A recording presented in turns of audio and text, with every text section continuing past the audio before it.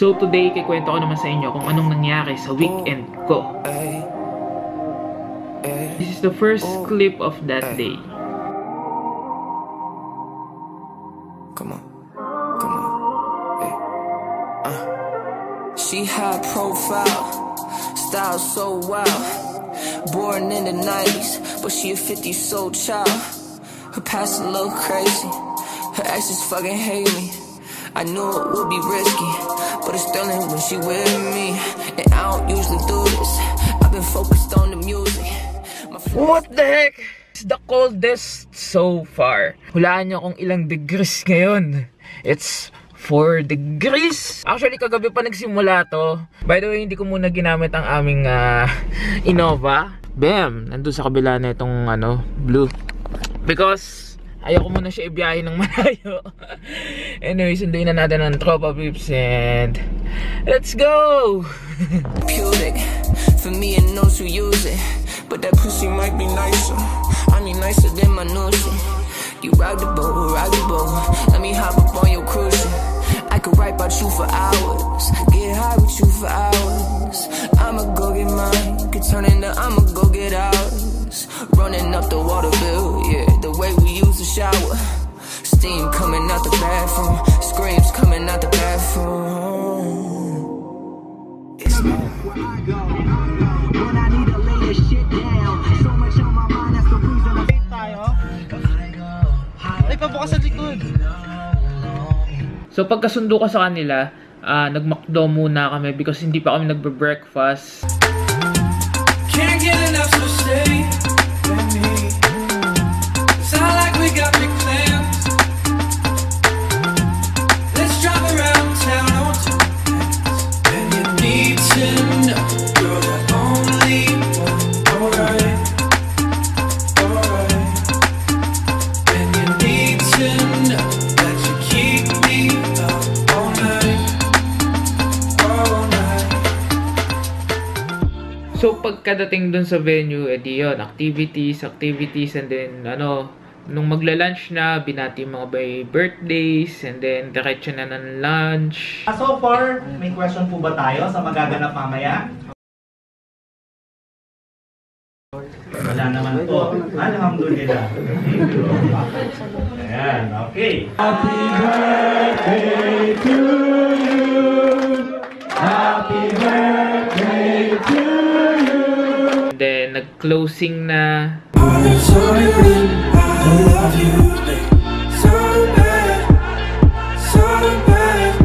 And pagka-uwi namin, edi nasa biyahe na kami, mga siguro 20 minutes away na kami dun sa venue. Nagbabrowse si Jap sa cellphone niya, sabi niya, na-aksidente sila Tito Chad, ganyan, sabi niya. Sabi ko, saan yan? Ganyan. Hindi niya din alam kung saan. And then tinignan ko yung picture, may picture kasi, sabi ko, nga, grabe yung pagkabangga. And then nung ikot na ako ng roundabout, napansin ko, may aksidente, sabi ko. Uy, may aksidente! Tapos nung papalapit na kaming ganun, pa-exit na kami sa roundabout, nakita ni Jeff si Tito Chad, sabi niya, sila Tito Chad yan! Ganyan. Tapos huminto kami sa gilid and then kinamusta namin siya. Dahil mo agad dalaw.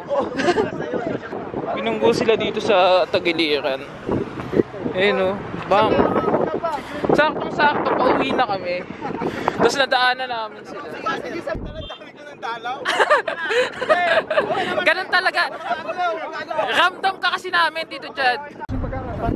Sumampa talaga sila sa gutter. Dito sila nadali sa roundabout eh. Saktong-sakto talaga, padaan pa lang kami, kakauwi lang namin. Hinga ka talaga. Nag-picture pa talaga sila. Anyway. Yan. Nung nalaman namin na okay naman siya and everything is fine, hindi siya nasaktan, although nasaktan siya slight, yung braso niya daw masakit, pero walang dugo or something, hindi naman fractured, nabugbog lang. So yun, sobrang saya namin because alam niyo naman gano'n din namin ka-close si Tito Chad. And syempre, wala din naman kaming magagawa, hindi na rin namin siya maisakay doon sa sasakyan namin dahil puno na din. So yun, okay na naman siya. And then, iniwanan na din namin sila kasi kailangan pa rin ayusin yung police report Di pa dumadating. Ako naman kailangan ko na din isoli yung sasakyan dahil 1 day ko lang siya ni-rent. So, bumalik na kami ng Jubil.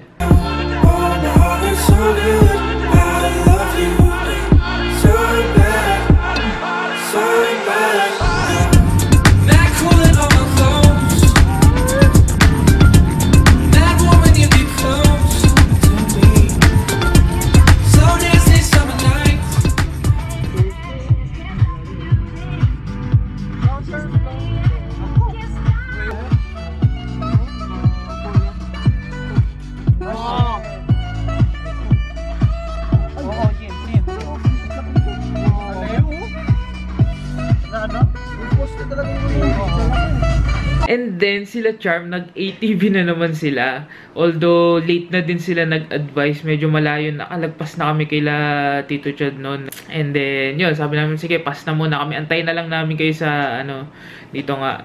And then, nag-ano muna kami, magbibilyar kami.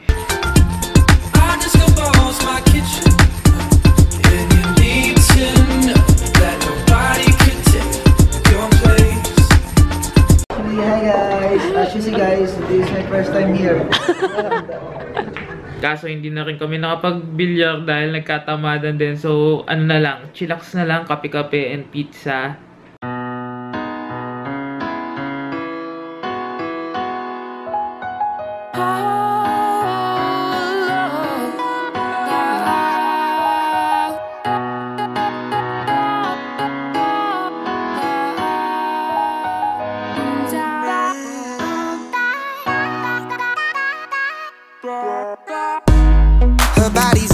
September.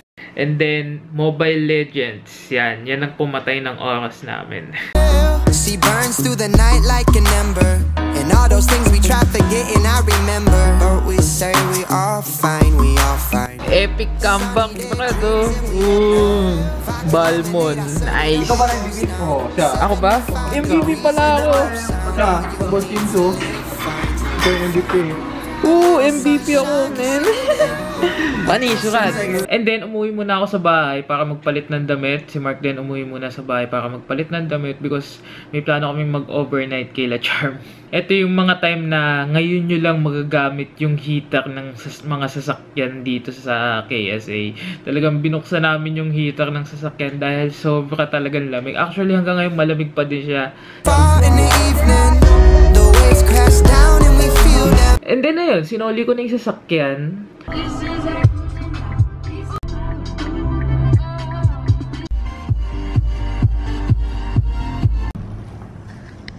And then nag-walk trip na ako papunta kay La Charm.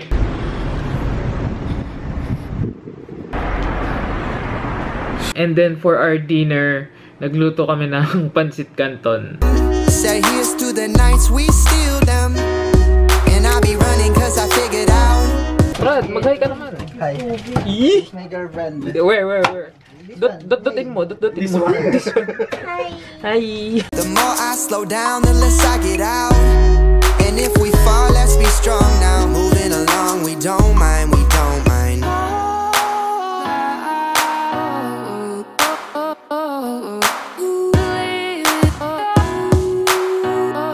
And then yun, kwentuhan and everything, then natulog, and kinabukasan, nagluto naman ako ng almusal, itlog at hotdog, at ang aking itlog na sunny side up, nasunog ang gilid. All the good comes in waves. I buy my time by the ocean. And at night, I'm awake to feel the wake of your motion. And I want something that's feeling alright. And syempre, laro na naman kami ng Mobile Legends. Actually, si She naglalaro ng Mobile Legends, si Mark Lakeliet, si JT naglalaro din ng Mobile Legends, tas ako. So, madami kaming naglalaro nun. Medyo hype na hype at addict na addict kami maglaro. Loose cannon, but still it won't fight. No need to leave, spend my whole life.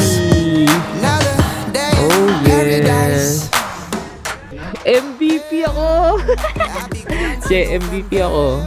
Jenen!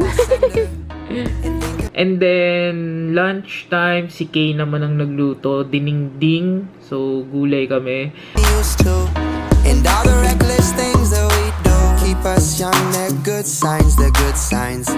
Take a little more if you need it. And then, nagmerienda kami ng ice cream. Voices of the night won't mislead it. The tide pulls me in, but it takes slow. Here's to the nights we let go. And I'm hoping that they figure out it's all about the scenery along the ride. And then, dinner namin is ginisang upo na luto naman ni Jeff. So, doon namin tinapos yung aming tambay sa dinner ni Jeff sa upo. So, ayun lang. Sobrang sulit na naman ang weekend at saka parang, alam mo yun, relax na relax. Wala kang iisipin na kung ano. Yung kakainin lang namin yung iniisip lang namin. Pero, sobrang kalma lang. Ano lang, nag-taxi lang din kami pa uwi nila Mark at saka nila Jeff. So yun, hindi ko pa talaga masyado ginagamit ang ating Innova because medyo, ewan, hindi ko pa feel masyado. Pero in time, gamitin natin yan pag dito lang din. So yun lang, once more, maraming salamat sa mga sumusubaybay pa din sa aking buhay-buhay dito sa Saudi nga.